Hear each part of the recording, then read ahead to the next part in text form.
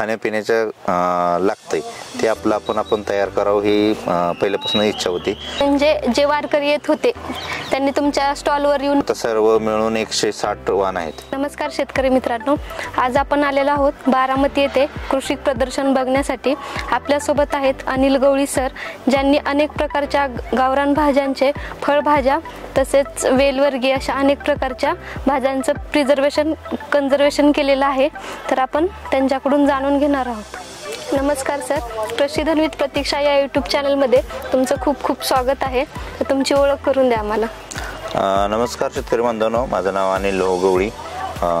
माझी शेती हिवरेमध्ये आहे आणि आम्ही ही सीड बँक जी तयार केलेली आहे ते पंढरपूरमध्ये शेगाव दुमाला इस्कॉन मंदिराच्या समोर आहे.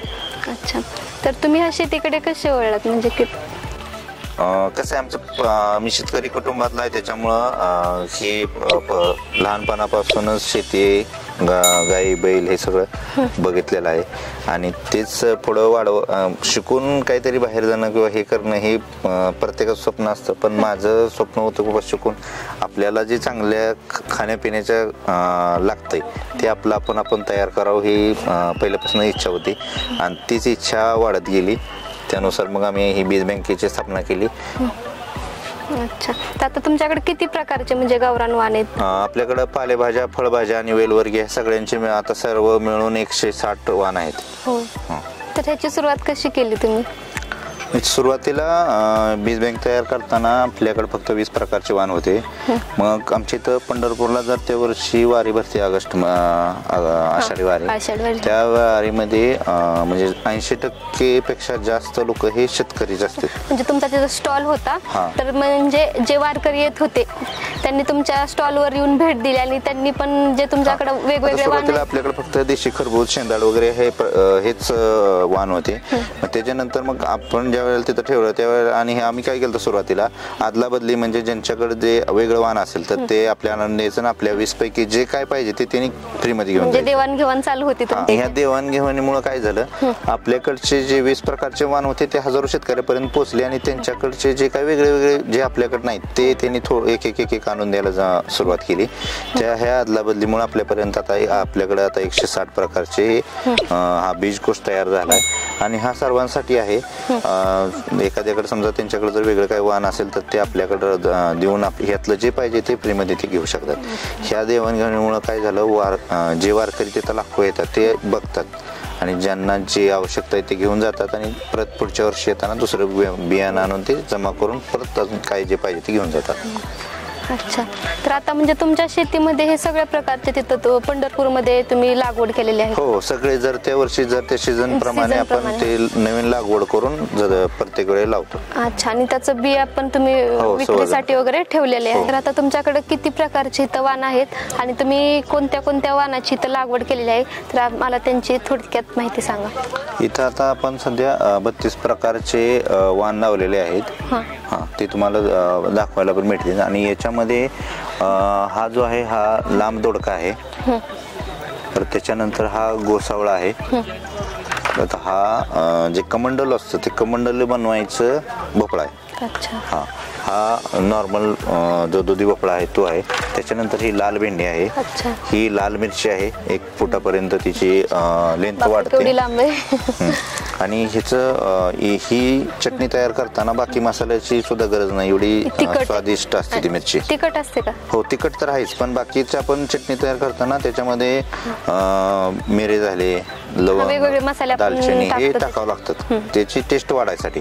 पण ह्या मिरचीमध्ये ते मसाले सुद्धा जरी नाही टाकले तरी सुद्धा ही मिरची खूप चांगली टेस्टी तयार होते. आणि हा विण्याचा भोपळा आहे.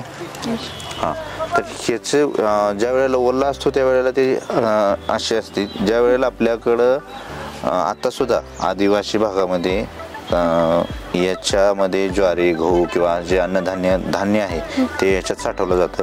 याच्यात साठवायचं मुख्य कारण म्हणजे काय, तर आपण ज्या वेळेला प्लास्टिकमध्ये किंवा बॅगमध्ये धान्य ठेवतो तर 2-3 महिन्यानंतर त्याला कीड लागते, त्यामुळे ते धान्य खराब होऊ शकतं. पण जर ह्या भोपळ्यामध्ये जर धान्य ठेवलं तर 2 वर्षापर्यंत त्याची लाईफ पण वाढते आणि त्याला 2 वर्षापर्यंत कीडही लागत नाही कुठली. म्हणजे स्टोरेजसाठी चांगला आहे हा. ह्याला कट करून त्यात धान्य ठेवून शेणाने लेपलं का 2 वर्षापर्यंत धान्याला नाही जरी उघडलं तरी ते हाय असं राहतं, जुन्या पेव्या टाईप. त्याच्यानंतर हे भोपळ्याचे 4-5 प्रकार आहेत. एक हा काशी भोपळा आहे, हा लाल भोपळा, त्याच्यानंतर हा चक्कीचा पांढरा भोपळा आहे, हा दुधी भोपळा आहे, हे भरताचं वांग आहे. याची साल पातळ असते त्यामुळे भाजायला हा एकदम सोपा जातो. हे शेंदाड आहे, काही ठिकाणी याला चिबूड म्हणते, ती आमच्या इकडे शेंदाड म्हणतात. आमच्याकडे पण शेंदाडच बोलतात. हे देशी गोल दोडका आहे. तर आता बाकीच्या दोडक्याला जर समजा फळमाशी, ह्याला मुख्य कीड जर कुठला म्हणजे त्रास देणार असेल तर ती फळमाशी असते. फळमाशी चावल्यानंतर ते दोडका पूर्णपणे खराब होतो. पण आता ह्याच्यामध्ये तुम्ही इथं बघा, हे डंक केलेला आहे माशीनं, पण तरी सुद्धा दोडका आहे असं राहिला. म्हणजे ह्याच्यामध्ये रोगप्रतिकारक क्षमता असल्यामुळे त्या माशीनं चावून ती अंडी घालते, मग त्यातून आळ्या तयार होऊन ती पूर्ण भोपळा खाऊन टाकते ती. पण ह्याच्यामध्ये असताना रोगप्रतिकारक क्षमता जास्त असते, त्यामुळे चावली तरी सुद्धा दोडका थोडा वाकडा होतो, पण ते खराब होत नाही पूर्ण. परत ही देशी खरबूज आहे. पहिल्यांदा वाळूमध्ये नदीच्या भागात जिथं वाळू असेल त्या वाळू उकरून तिथं बिया लावून त्याची लागवड केली जायची. याची साईज आणखी मोठी पण झालेली आहे. ज्या वेळेला हिरवा असतो त्यावेळेला असं दिसतो.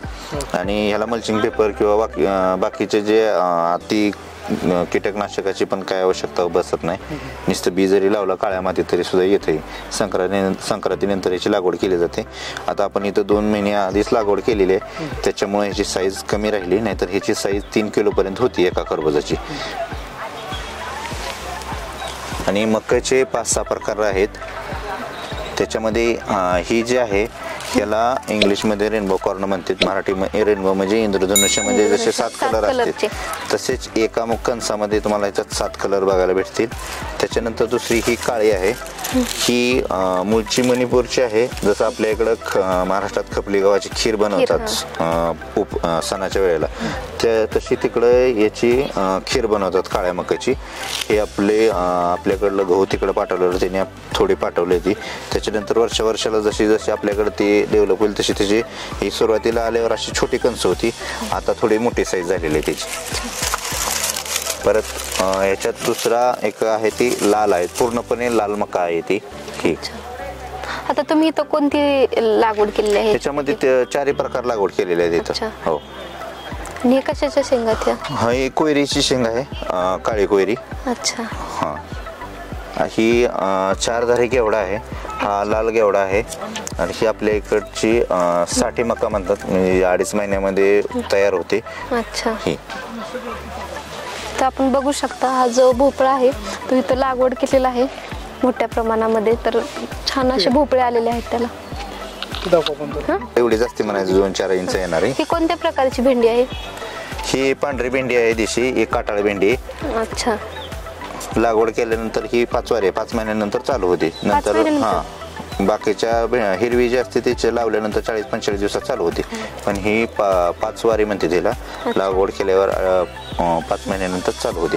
लांबी सुद्धा जास्त आहे, म्हणजे लांबी पण जास्त आहे. आणि याचं झाड होतं, बाकीचे झुडूप लहान राहतं, पण याची 8 ते 10 फुटापर्यंत मोठं झाड होतं.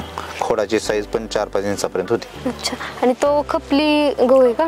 नाही, हा देशी काळ्या कोसळाचा गहू आहे. अच्छा. तर ह्या बाकी नॉर्मल गव्हापेक्षा याची जी आतल्या गव्हाचा जो दाणा असतो त्याची साईज थोडी लांब असते. अच्छा. तुम्ही बघू शकता ह्याची लांबी बघा, आपल्या साध्या गव्हापेक्षा, जे आपण नॉर्मल खातो त्यापेक्षा थोडी लांब गहू असते. आता हे गेल्या वर्षीचे आहेत.